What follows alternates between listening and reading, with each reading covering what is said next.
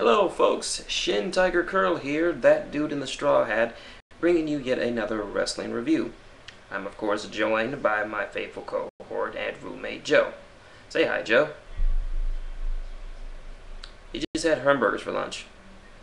So it's Thursday night, you know what that means? Time for Impact Wrestling. And I did not skip anything. They're called Impact Wrestling now. So no more TNA, just Impact. Will there be any changes? Will there be any for the good? Well, I got my notes. Let's get started. First off, we have a match right off the bat between Bully Ray and the now heel Tommy Dreamer versus the X Division tag team of Christopher Daniels, the Fallen Angel Christopher Daniels, and the Phenomenal One AJ Styles. Now, please note that AJ is selling a neck injury that he suffered at the hands of not only just Bully Ray, but Tommy Dreamer, who pile drived him the other week.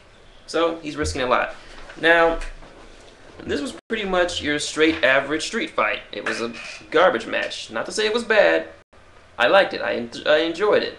It was just nice, hardcore fun, and for me, I felt that I needed it this week after everything that's been happening. I needed to see some hardcore action, and it was a great one because most of the match AJ was really selling his neck injury. John Cena, take notes. That's how you sell injuries. The end comes when AJ and Daniels hit some kind of, I think, implant brain buster from the top ropes, and AJ and Daniels win. Good opener. Good way to start things off. Next segment, we have a new talk show segment called The Scorpion Sit Down with Sting. And I say quotations because it's not really Sting, it's Mr. Anderson dressed as old school Sting. And I will say this again, that fucker looks just like Sting did.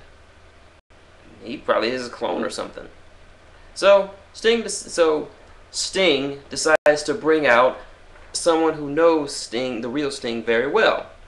And it's none other than the Disco Inferno. Yay! Even Joe is happy. For those who don't know, Disco Inferno was a prominent mid-carder in WCW at the time. He was a very good dancer, and he was also a former TNA World Champion. He was also tag team partners with Alex Wright, Das Wunderkind, and I know there was someone else that made up that group, the Dancing Fools, but I can't remember.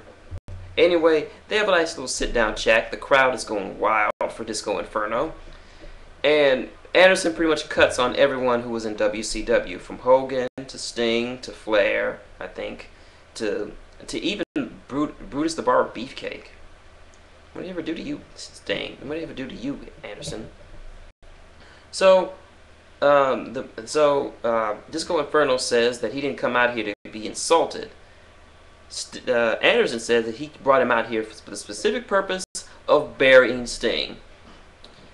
And Disco Inferno says, I don't know why people think you're an asshole when you're just really a dick. What did you call me? I said. He gets up, does his little dance. Disco Diva, Disco Diva.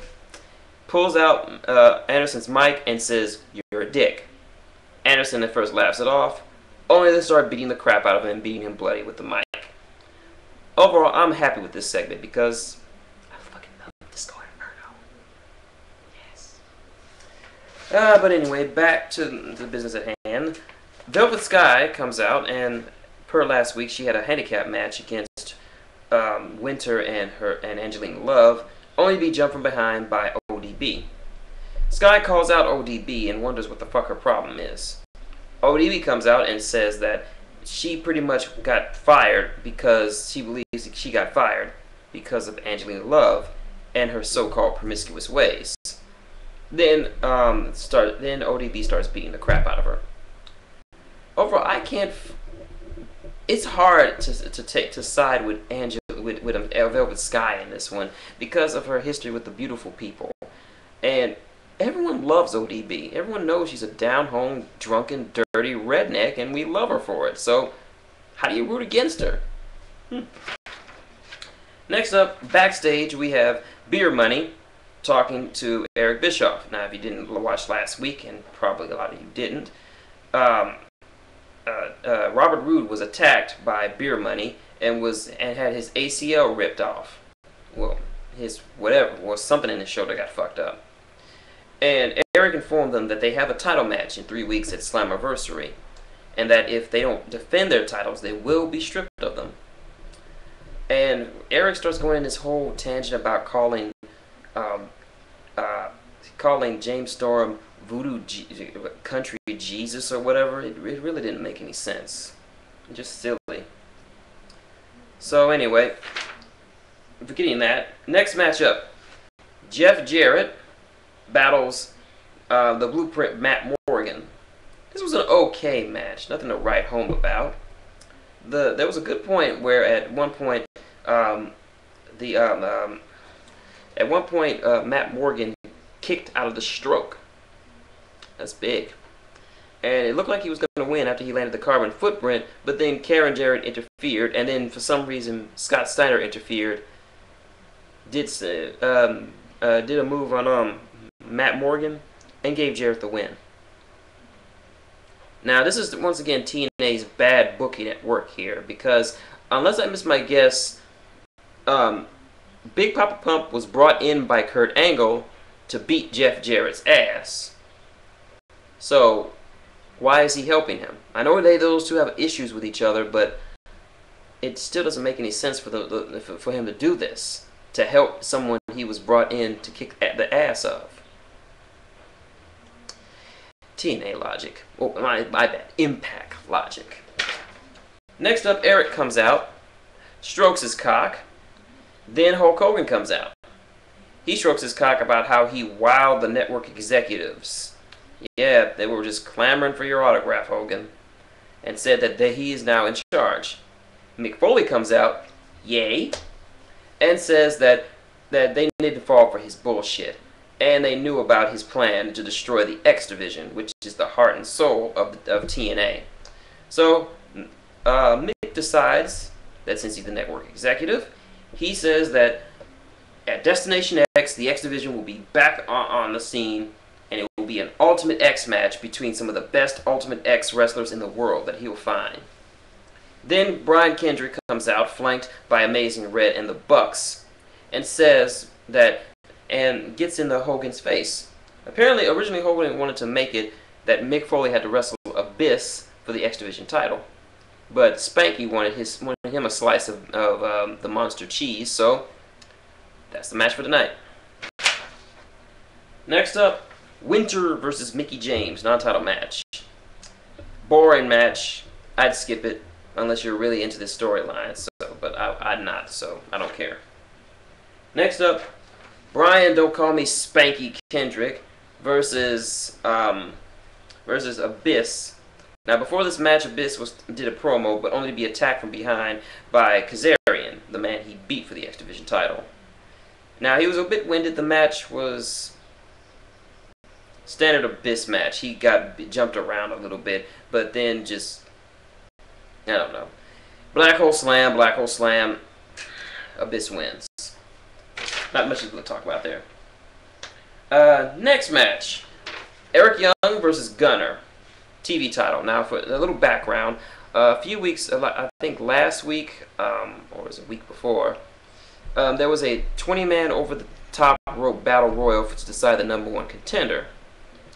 And Eric Young got eliminated and accidentally took Gunner's TV title, thinking it was his world title.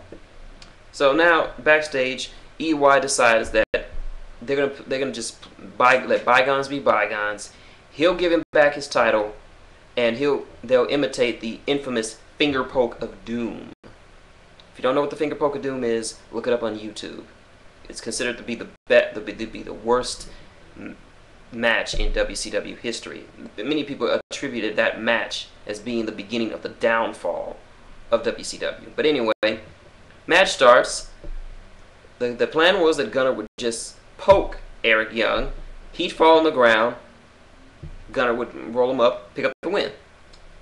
Well, the first two parts of that plan actually went off without a hitch. Gunner poked him. Eric Young fell on the ground. He tried to pin him, but Eric rolled him up into a small package. Eric Young is now your new TV champion. I would say this demeans the belt, but the belt really doesn't mean much. It's barely at the same level as the X Division title, so that's not even worth saying something. Last match, main event, dream match, RVD, Kurt Angle, first time one-on-one in the history of the company.